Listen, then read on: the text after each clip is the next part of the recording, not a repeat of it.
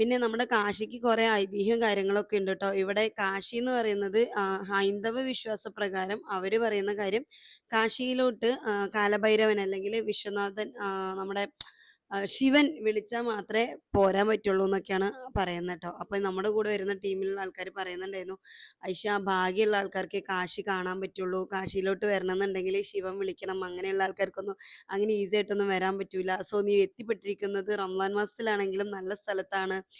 അങ്ങനെയൊക്കെ അവർ പറയുന്നുണ്ടായിരുന്നു കേട്ടോ. പക്ഷെ എൻ്റെ നോമ്പിനെയോ അല്ലെങ്കിൽ എൻ്റെ റിച്വൽസിനെയോ ഒന്നും ഒരു തരത്തിൽ ഇവിടുന്ന് ബാധിച്ചിട്ടുണ്ടായിരുന്നില്ല കേട്ടോ. ഭയങ്കര സ്മൂത്ത് ആയിരുന്നു. ഞാൻ കണ്ടിട്ടുള്ള ഒരു എന്താ പറയാ, ഞാൻ കണ്ടിട്ടുള്ള അല്ലെങ്കിൽ കേട്ടിട്ടുള്ള ഒരു യുപി പോലെ ആയിരുന്നില്ല കേട്ടോ കാശി എന്ന് പറഞ്ഞാൽ. കാശി ഡിഫറെന്റ് എക്സ്പീരിയൻസ് തന്നെയായിരുന്നു. ആർക്ക് വേണേലും വന്ന് കാണാൻ പറ്റുന്ന, ഏത് മതവിശ്വാസികൾക്കും വന്ന് കാണാൻ പറ്റുന്ന, എക്സ്പ്ലോർ ചെയ്യാൻ പറ്റുന്ന ഒരു പ്ലേസ് തന്നെയാണ് കേട്ടോ കാശി. നമ്മളെ ആക്ച്വലി പ്ലേസ് കാണാനും എക്സ്പ്ലോർ ചെയ്യാനും ഒന്നല്ല പോയതെന്നുണ്ടെങ്കിലും ഞാൻ നല്ല പോലെ